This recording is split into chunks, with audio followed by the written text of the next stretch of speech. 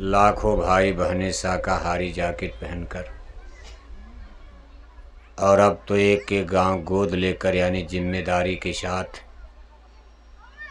ये घर घर तक जन जन तक पहुंचने का प्रयास कर रहे हैं। जिस संदेश को लेकर, ज्ञान विद्या बोध को लेकर ये लोग घर घर तक जन जन जाने पहुंचने की कोशिश कर रहे हैं, और इसमें अब तक अरबों रुपया खर्चा हो चुका। 70-72 साल के अंदर पर्चा में, पोस्टर में, झंडा में, बैनर में, डीजल में, पेट्रोल में, भाड़ा में, किराया में, अगर आप जोड़ो तो 70-72 साल के अंदर करोड़ों नहीं अरबों रुपया जय गुरुदेव मिशन का खर्च हो चुका। सरकारों का नहीं, इसमें सरकार का कोई अनुदान, आपके बांदा का, बुंदेलखंड का या यूपी, महाराष्ट्र, मध्य प्रदेश का कोई मंत्री मिनिस्टर ने इसमें कोई योगदान नहीं दिया। सरकारों का कोई इसमें योगदान अनुदान नहीं है। किसी बहुत बड़े सेठ साहूकार पूंजीपति ने भी चंदा नहीं दिया। ये छोटे छोटे लोग, कुछ बड़े भी हैं लेकिन छोटे लोग ज़्यादा हैं, क्योंकि भारत एक ऐसा देश है यहाँ अमीर लोग कम हैं, गरीब ज़्यादा हैं। ये लंदन और अमेरिका नहीं है, भारत कृषि प्रधान देश कहा जाता। यहाँ बहुत बड़ी आबादी है, इसलिए अमीर लोग कम हैं, गरीब लोग ज़्यादा हैं। इसी तरह जय गुरुदेव मिशन में अमीर गरीब सब हैं, लेकिन इसमें अमीर लोग कम हैं, गरीब लोग ज़्यादा हैं। और जैसा कि आप कभी कभी ये भी देखते हो, अमीर लोग धर्म की बात को कम पसंद करते हैं, लेकिन गरीब लोग धर्म की बात, साधु महात्माओं की बात को जल्दी मानते हैं। इस तरह से सबका मिलाकर जय गुरुदेव मिशन से जो लोग जुड़े हैं, उनके मेहनत ईमानदारी की कमाई का, खून पसीने की कमाई का अरबों अरब रुपया आज खर्च हो चुका। तो आपको इस पर विचार करना चाहिए कि आखिर इसकी क्या आवश्यकता, क्या ज़रूरत पड़ गई। सरकारें अपना काम कर रही हैं, रोटी कपड़ा मकान, बड़े बड़े बंदरगाह बनाना, स्कूल बनाना, अस्पताल बनवाना, सड़कें बनाना, बिजली का कारखाना लगाना, सब काम तो सरकारें कर रही। साधु महात्मा धर्म का काम कर ही रहे हैं। आज भारत में 1-2 लाख ने करोड़ों साधु, अगर सब जोड़ दिया जाए तो भारत की धरती पर साधु महात्माओं की संख्या 1 करोड़ के ऊपर जा रही है। यानी गिरुआ वाले, नीला वाले, पीला वाले, घर गृहस्थी नहीं, जो घर गृहस्थी से विरक्त हो चुके, जैसे आपका बद्रीनाथ, केदारनाथ, देवप्रयाग, हरिद्वार, मथुरा, वृंदावन, गोकुल, प्रयागराज, जगन्नाथपुरी, द्वारिकापुरी, आपका चित्रकूट ही है। आप चित्रकूट में जाओ, हजारों साधु गेरुआ पहन करके, पीला पहन करके, राम नामी दुपट्टा ओढ़कर, आखिर ये लोग धर्म के ही तो काम में लगे हैं। इनको कोई खेती करनी, ट्रैक्टर चलाना है, इनको कोई दुकान डलिया करनी है, इनको कोई फैक्ट्री कारखाने में नौकरी करनी। साधु महात्मा क्या करना? अरे 4 रोटी 1 लंगोटी, बाकी सब बकवास। सुबह शाम 2 रोटी मिलती रहे, ये पहनने के लिए लंगोटी, बाकी तो इनकी ड्यूटी क्या? धर्म का प्रचार। और ऐसे करोड़ों साधु आज भारत में, और वो लोग धर्म के प्रचार में भी लगे हैं। जगह जगह कथा कीर्तन, कहीं राम कथा, कहीं भागवत कथा, कहीं वेदों की कथा, कहीं कुछ पूजा पाठ, धार्मिक अनुष्ठान, कर्म कांड, पूजा उपासना बराबर हो ही रही है उन लोगों के द्वारा। फिर आखिर ये बोरा वाली गोल, ये जो इधर करो भाई, घुमाओ, कहाँ घुमा दिया, ये जो टाट बोरा वाले, एक नई गोल ये धर्म, और टाट बोरा और जैकेट वाले भी धर्म के प्रचार में।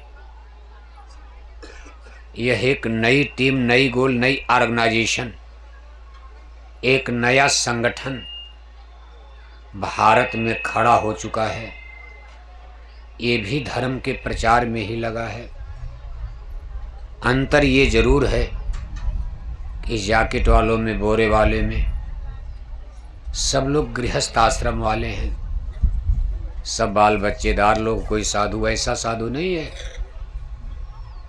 सबके पास बाल बच्चे हैं, खेती दुकान दफ्तर, अपनी ड्यूटी भी करते हैं, अपने रोजी रोटी का काम भी करते हैं। कोई खेती कर रहा, कोई दुकान कर रहा, कोई दफ्तर कर रहा, नौकरी कर रहा। उसी में से ये लोग समय निकाल कर समय समय पर अपनी जन जागरण यात्रा लेकर, छोटे बड़े काफिले लेकर, प्रचार यात्रा निकाल करके बराबर लोगों को जागृत कर रहे हैं। बात तो जरूर कुछ न कुछ है ही है कि भाई जब हमारे देश में आखिर दो ही तो काम आपको करना, शरीर की रक्षा, आत्मा की रक्षा।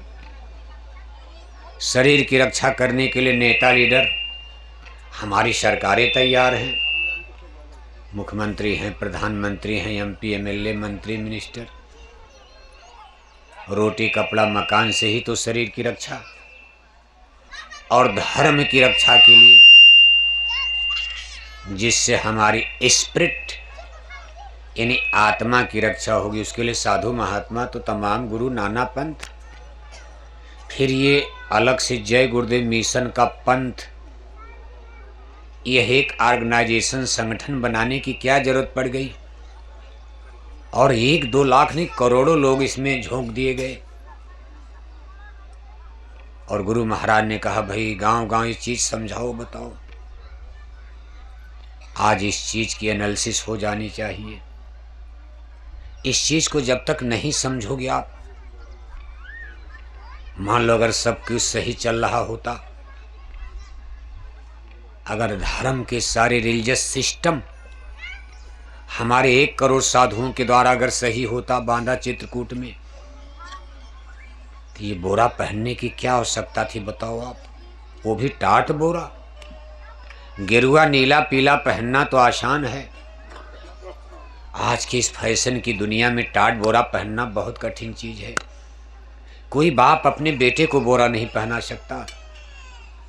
एक भीख मांगने वाला भिखारी भी बोरा पहनेगा बताओ आप? वो भी कहीं 2-4 घर मांग लेगा तो suit boot tie coat pant पतलून मिल जाएगा, नहीं नया तो पुराने मिल जाएगा। एक एक आदमी के घर में 10-10 जोड़ा पैंट शर्ट रखा हुआ, सबके घर में एक एक कमरा कपड़े भरा हुआ, लेकिन बोरा, कोई मजबूरी तो नहीं हो सकती भाई, कपड़े की मजबूरी है बोरा पहन लिया। और फिर इतना प्रचार की क्या जरूरत? क्या धर्म नहीं हो रहा बांदा में? अभी नवरात्रि बीती है, 9 दिन की नवरात्रि में आपके केवल बांदा जिला में करोड़ों करोड़ों रुपया आपका देवी के पंडाल सजाने में, मूर्ति में खत्म हो गया। खर्चा किया आपने, अच्छी बात है। लाख नहीं, करोड़ों करोड़ों रुपया आपके बांदा जिला में खर्चा हो गया। गांव गांव देवी के पंडाल बनाए गए, मूर्तियां महंगी से महंगी, कोई 10,000 तो दूसरी गोल वाला 20,000। तीसरे ने कहा हम और महंगी देवी लाएंगे, 50,000 वाली मूर्ति, हमारा पंडाल नंबर 1 पर। आपने करोड़ों रुपया खर्चा किया, पूजा पाठ किया, 9 दिन देवी जागरण किया, कहीं भागवत कथा हो रही, कहीं देवी जागरण हो रहा, कहीं देवी गीत हो रहा। कहीं यज्ञ किया कहीं कुछ, और माहौल ऐसा बदला कि 9 दिन की नवरात्रि में देखने में लगा पूरा बांदा जिला पुजारी बन गया, पूरा बांदा पुजारी। 9 दिन के लिए मछली छोड़ दिया, अंडा छोड़ दिया, गांजा भांग शराब छोड़ दिया, बीड़ी पान सिगरेट छोड़ दिया। कितने लोगों ने तो रोटी भी छोड़ दिया नवरात्रि में। नींबू का पानी पी पी कर 9 दिन तपस्या किए, और सुबह 4 बजे भोर में नहा करके सबसे बड़ा माथे पर टीका लगाकर, सबसे बड़ी माला पहनकर मंदिर में टन टन टन टन घंटी घंटा बजा के जब निकले। काहे भैया काहे परेशान हो रहे हो, आप लोग हट जाओ। जब मंदिर से पूजा करके निकले तो मालूम पड़ता था पूरे बांदा जिला में अब इनसे बड़ा पुजारी कोई नहीं है। लेकिन कई दिन, कितने दिन, 9 दिन। 9 दिन बीता, देवी को ले गए, नदी के पुल के ऊपर से 50 फुट नीचे जमुना मैया में फेंक दिया। अरे घर का भी मुर्दा आदमी इज्जत से ले जाता। आपके घर में कोई मरता है, कफन दफन करके इज्जत से ले जाते हो, और ले जा करके आप लकड़ी पर इज्जत से रख करके, या पानी में ही डालना तो इज्जत से डालोगे। और देवी मैया को 50 फुट ऊपर पुल से उठा के फेंक दिया।